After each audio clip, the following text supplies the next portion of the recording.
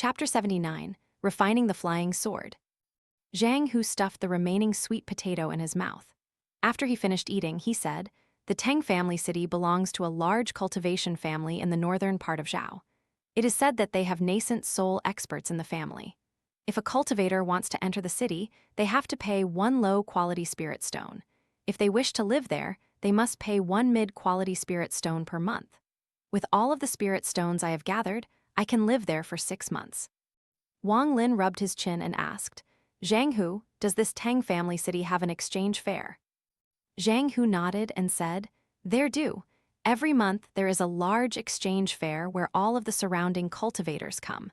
Are you going to go exchange some things?" Wang Lin nodded and smiled. "What? Do you not welcome me following you? I don't have many spirit stones, so I'm relying on you." The Tang family was a very famous cultivation family in the northern part of the country of Zhao.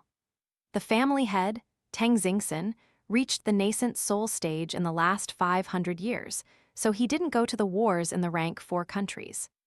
He was also Wu Feng Valley's minister, so his position was very high.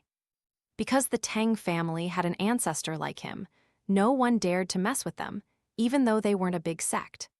The Tang family's exchange fair provided a platform for the cultivators to trade in. At the beginning of each month, Tang Family City was very busy.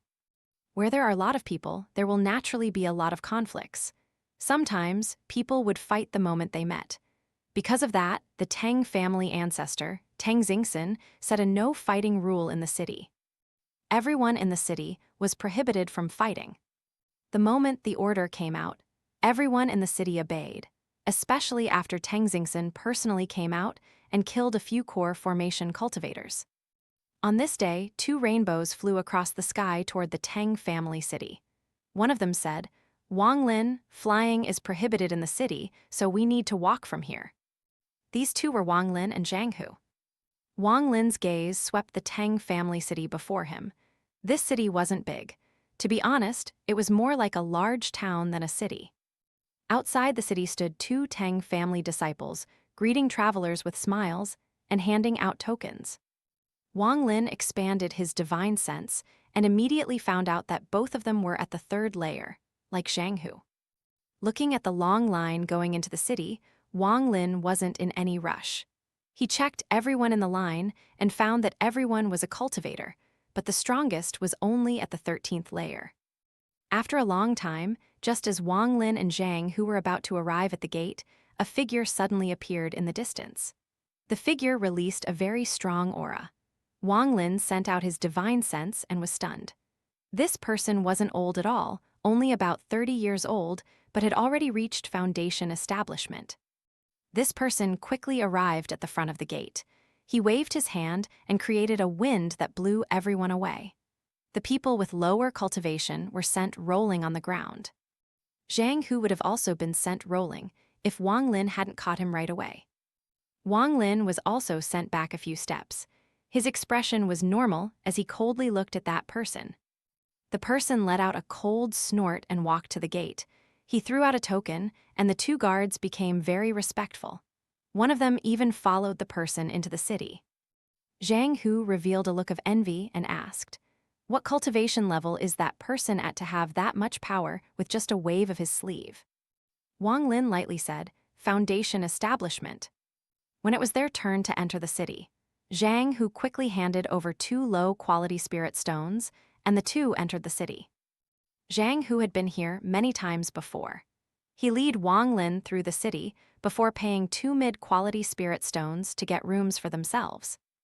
Zhang Hu smiled at Wang Lin. "We don't have much money left. I hope this 500-year-old ginseng sells well. We will split the profit evenly between us." The 2 talked for a bit before returning to their own rooms. Wang Lin returned to his room and sat down cross-legged. He took out Zhang Hu's master's flying sword and sword scabbard. After watching them for a long time, his eyes lit up and he threw the flying sword into the air. His hand formed a seal and pointed at the flying sword. A golden light flew out from the flying sword. Then, the flying sword suddenly moved like it returned to life and tried to fly away. Just as it charged halfway across the room, it seemed to have hit an invisible wall. It changed directions and charged again, but was stopped once again. After charging in a few directions, the flying sword stopped, released a humming sound, and charged toward Wang Lin. Wang Lin's expression was normal as he took out the life-saving treasure and sent out the golden symbol. The flying sword seemed to be afraid of the symbol, so it backed away. Wang Lin waved his right hand, and the golden symbol started to circle around Wang Lin's body. The sword didn't seem to dare to attack Wang Lin again and started to wildly charge around the room faster and faster. Wang Lin didn't even bat an eye. He spat out a mouthful of spiritual power to surround the sword. The flying sword suddenly disappeared and reappeared in front of the door and was about to charge out. At that moment, the flying sword turned from black to blue, and its humming became a lot weaker. Without a word, Wang Lin pointed with his right hand, and the golden symbol charged toward the flying sword. The sword's humming revealed a hint of fear as it backed away when the golden symbol got closer. Then, the sword suddenly disappeared again and reappeared near the window. The color of the sword suddenly changed from blue to green. The sword now looked exactly like it did before it entered the sword's scabbard. Wang Lin's eyes darted across the room. He noticed that the sword's teleportation ability had something to do with its color. Without a master, it seemed its teleportation cost a lot of spiritual power. Sidhu Nans slowly said, "The more consciousness a treasure has, the harder it is to refine. Even after killing its master, it will still take a lot of effort to make it your own treasure." Wang Lin narrowed his eyes. He knew that this flying sword had consciousness and even had a teleportation skill. The more difficult it was to refine, the more he wanted to make it his own. Seeing that the flying sword was about to escape, Wang Lin waved his hand and 2 golden symbols flew out. The golden symbols blocked the flying sword's path and were positioned so that even if the sword teleported again, it wouldn't be able to get away.